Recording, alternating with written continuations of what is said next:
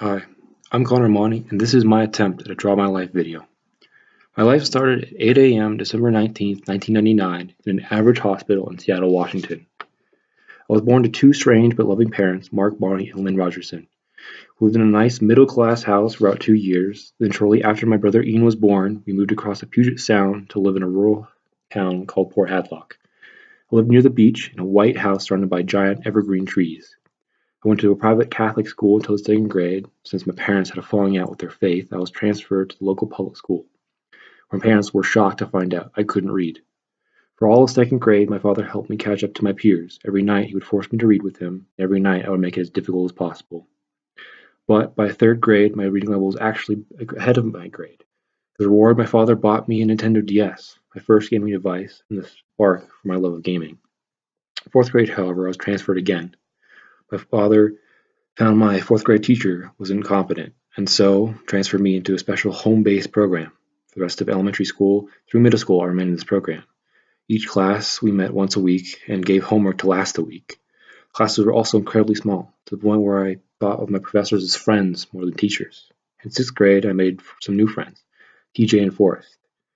They were cousins and as addicted to Nintendo as I was. My best memories from middle school are those of us sitting at the couch playing Super Smash Bros. Brawl, or having Nerf gun fights. My life stayed consistent for the next 2.5 years. I played to get better. But my dad was always a huge part of my life. He'd always helped me with school and sports and disciplined me when I disappointed his expectations. Having him gone was strange and fairly liberating. I was free to do what I wanted, which wasn't homework.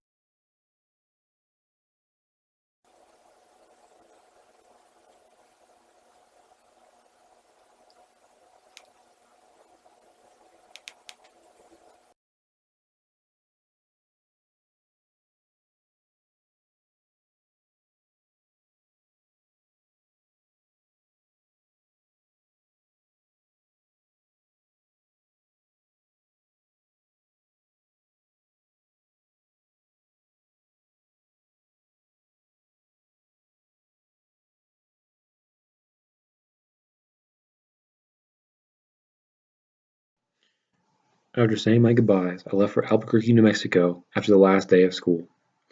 Sophomore year in general was a strange year for me because of the move. I wasn't used to going to school every day, all day, and so I was generally tired all the time.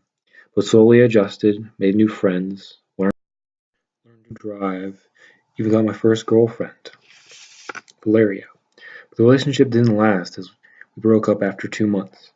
We remained friends though. She even managed to convince me to play lacrosse later that spring. But even after a year, Albuquerque still didn't feel right to me. It wasn't like Washington. I didn't have friends like TJ and Forrest, so I spent most of my summer in my room playing video games. Before long, junior year started. I played soccer at the start, but I had a falling out with the coach and quit midway through the season. I then started lifting and running every day to make up for soccer. By the time lacrosse rolled around, people were commenting on my physique.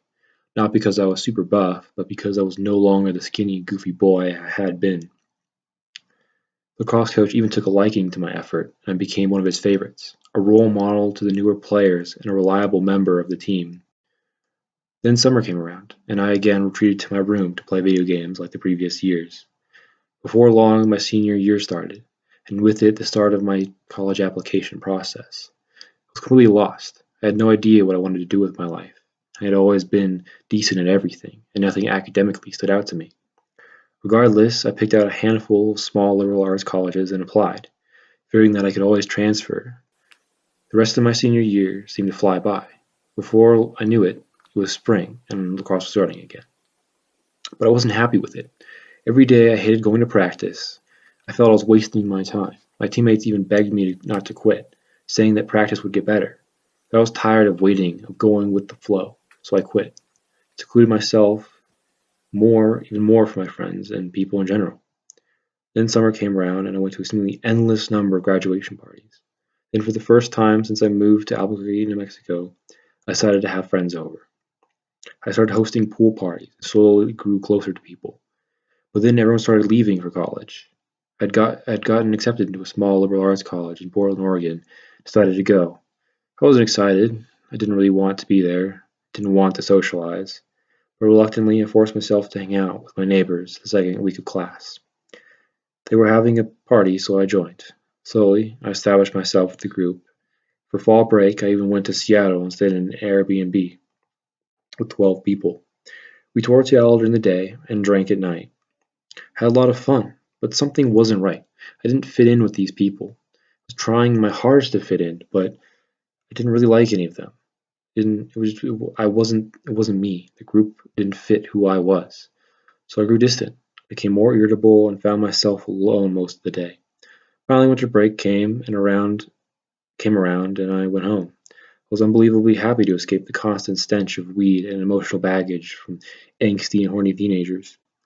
First half of the break, I stayed home, only going out to the gym. And then some of my friends from high school organized a meet, and I realized just how much I missed them. And so I had a party at my house and decided that I couldn't return to Portland. I was tired of the cultish liberal attitude, so I applied to UNM, Mexico State School.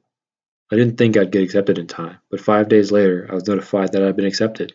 I rushed to get all the holds taken care of and managed to get enrolled after the first week of classes. Here I am, 2 months in, living at home, unsure of what I want to do with my life, but eager to take life into my own hands.